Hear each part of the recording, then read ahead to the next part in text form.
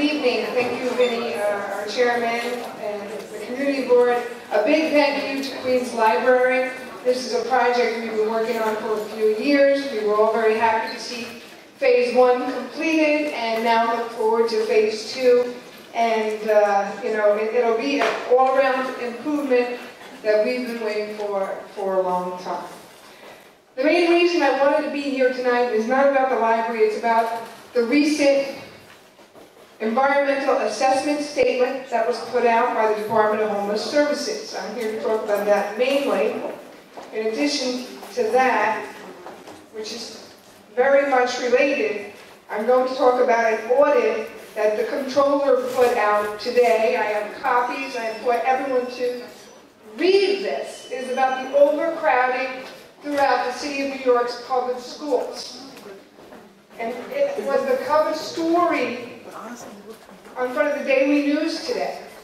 They talk about how 35% of the schools in Queens are overcrowded. But if they went in to talk about the schools in our district, District 24, the Daily News would have said, what I know and what the Department of Education knows is that District 24 is by far the most overcrowded school district in the city. Hands down. Second to none.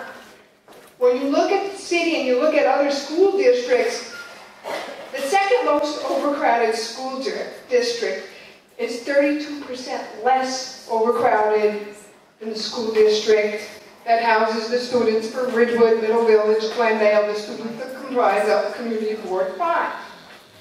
So what has the Department of Education planned to do to help serve these families better?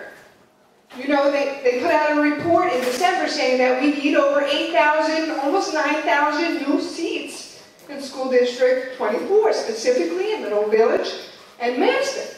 If your child goes to 128, 49, you would see that they have modulars built onto the school. There's plans for additional modulars. There's a waiting list. Your student might not even receive a seat in their zone school. This is happening throughout Middle Village. It's happening in Glendale.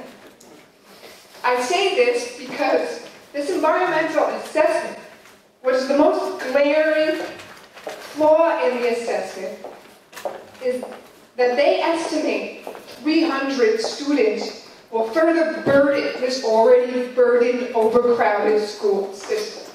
It's simply not acceptable. 2 years ago, before the Department of Homeless Services even looked at this site on Cooper Avenue, I sent word out to the school construction authorities a large parcel of land, underutilized, would make for a great school. They went out back in September 2012, and they said, environmentally, it's not good for a school.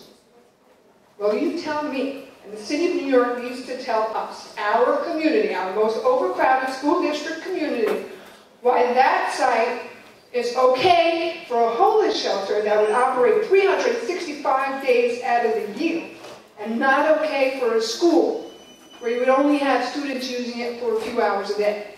You and I know the one thing about school construction is very expensive, because they do their construction efficiently. Do we have money for new construction? Absolutely.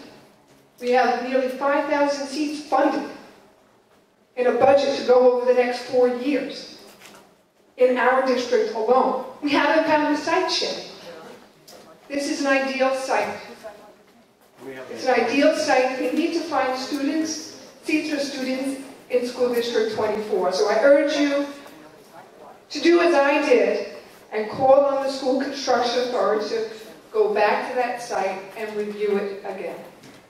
Now, over the next couple of days, as we were all reviewing this environmental statement over the past couple of days and into the next 2, I urge you to send any questions that you may have or, different items or areas within the assessment that you think are also flawed.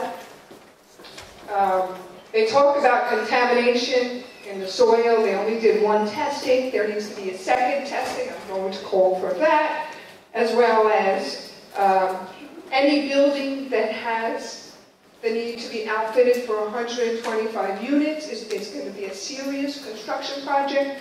They say that this would be a minimal project and not invasive in the ground at all. And we all know that the plumbing that goes into providing those kinds of fixtures for that many people, that's just not true.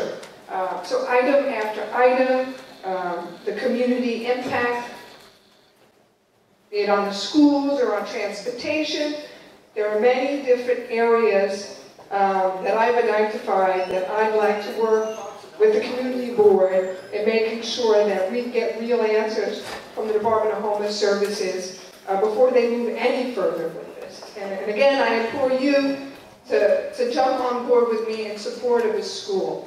We have the money. We have the money in the budget, possibly a 450-seat high school. But, you know, just in the Daily News, they identified Forest Hills High School. Forest Hills High School is 187% above capacity.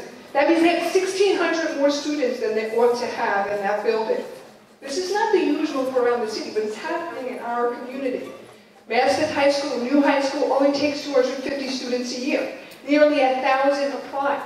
We're getting calls day in and day out into our office. Why can't my student have a seat in Maspeth High School? Why can't my child? The answer is there are not enough seats. We need to build our capacity out, and this is an ideal opportunity. The School Construction Authority is an authority. They have the ability to do eminent domain. That is not unusual. They did that in Maspeth, and they do that approximately 20% of the time when they acquire land. They can go the further distance and even acquire the chemical factory that is next door if they saw fit. So I do urge you and implore you to join me in pushing for a new school at that site. And, you know, I reached out to the controller. I spoke with him today. He hopes that he does not receive the contract from the Department of Homeless Services, but he said he's promised to work with our community to make sure that any proposed contract is not flawed. Let's remember that this is a plan that is very expensive.